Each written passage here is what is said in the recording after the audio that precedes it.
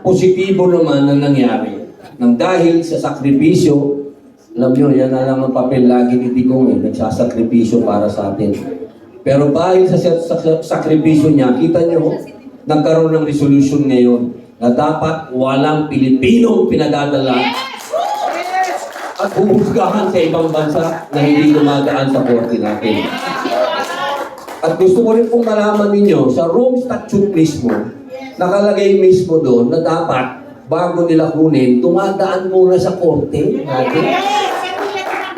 Ang hindi natin maintindihan bakit nagkaroon ng napakabilis na nangyari.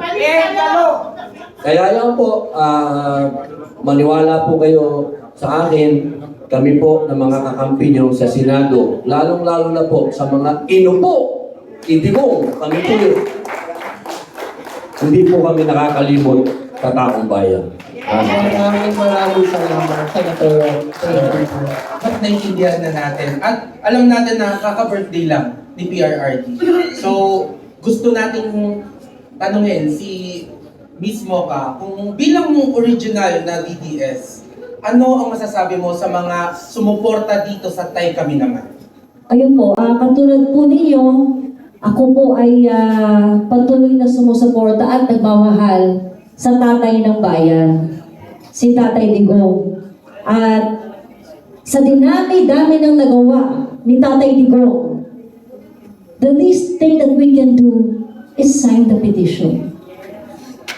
Nananawagan po ako sa bawat Pilipino kung sa tingin nyo may nagawang maganda si Tatay Digong para sa inyo, sa pamilya nyo, sa ating bayan, pumirma kayo.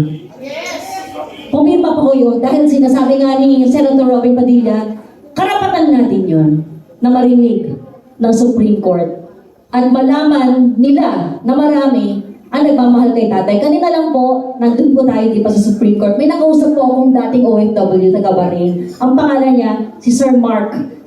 Sabi niya, hindi dapat nakakulong si Tatay Digong dahil sa dami ng ginawa niya magaganda sa ating bayan. Kaya, andito po tayo nagkakaisa para pauwiin ang tatay ng bayan.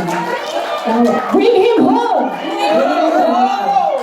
Thank you so much, Ms. Mocha. Oh, may question ka. Ayan, isa pang tanong from Juliet Pacot of Saksi Ngayon. Juliet Pacot.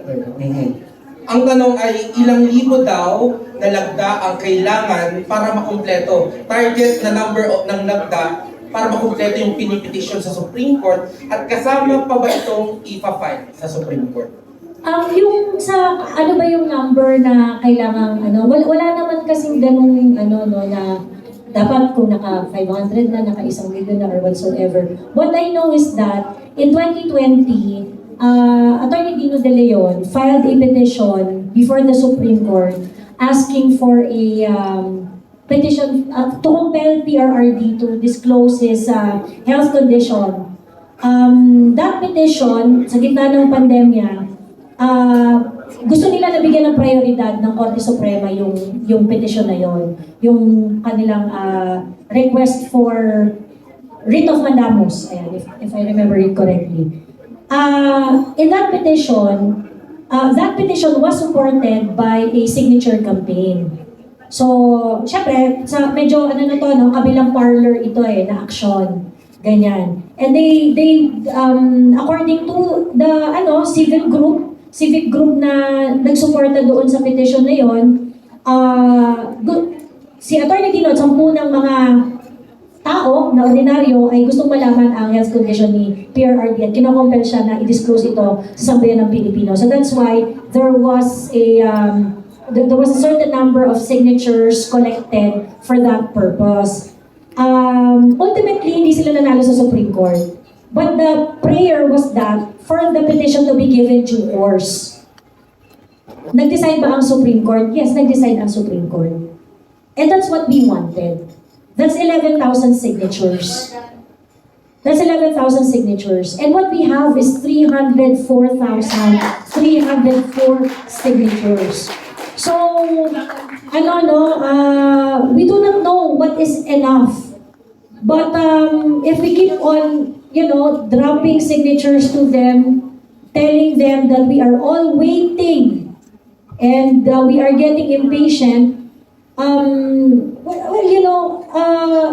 owe it to they owe it to us. Whether they agree with us or not, it doesn't matter. What we want is for them to resolve it once and for all, because this divides the nation. So, sana magdesisyon ng Supreme Court at yung numero natin, yung mga tao na nagtatanong, bakit 300,000 lang? Akala ko ba 32 million kayo? Yung mga ganyan. This is an entirely different ball game. And it takes initiative, it takes some effort to join this kind of campaign. And, well, as far as we are concerned, ang layo naman ng 11,000 sa 304,000. Yes. Diba? So, yun po ang measure niyan. Ayun lang. Maraming salamat. At bilang panghuli, inaanyayahan namin kayong lahat para panoorin ang isang video presentation. Pero bago ang lahat ng yan, Kuya Nico, kakausapin ko muna ang ating mga kapatid, mga kababayan, mga kaibigan natin. In 1 to 2 minutes po, mga moments. 1 to 2, very short lang po. In your own way, ano ang naging ambag ng inyong sektor, grupo, or ikaw sa laban na ito? 1 to 2 minutes. Magandang hapon po sa inyo lahat. Maraming salamat po sa anyaya ito. At first, di ba, nung sinimulan niyo yung Tay Kami Naman signature campaign, is nag-uusap-usap kami sa House of Hope kasama sila Ate Joanne. As we all know, House of Hope Foundation is isa sa mga sinusuportahan ng PRRD na Cancer Institute, wherein lahat ng mga cancer patient kids may tinutuluyan, may ginagawa kaming program with them since hindi na mapapatuloy ni PRRD kasi nasa hate na siya. So pinagpatuloy namin yon. And realizing that, meron kasi akong mga trips, supposed to be a vacation for me kasi nga work-life balance, ganyan. So, iniisip ko, I want to make this trip na memorable for me and fruitful siya, na hindi lang siya basta-basta trip because I know that mababalikan ko naman siya anytime. And as we all know that Boracay, nirehabilitate ni PRRD yan before. That's why when I was there in Boracay, I made sure na makakakuha ako ng signatures doon mismo sa isla, galing sa mga tao na taga doon talaga sa isla. And I even had the tattoo across my heart, across my chest. The green tattoo symbolizes as the rehabilitation of PRRD, and this one, the island itself. Ayun. And of course, when I was also in Siargao, though may mga tao na hindi naman talaga lahat kasama natin sa labang ito, pero doon talaga napatunayan. They even had a building called Duterte Building as a protest also to show everyone na Tay, kami naman, because everything that you did for us, it's our time to pay back, or dapat kami naman ang magtatanggol sa'yo. So yun na po. Maraming salamat. Salamat po, Miss Inay Orly, no?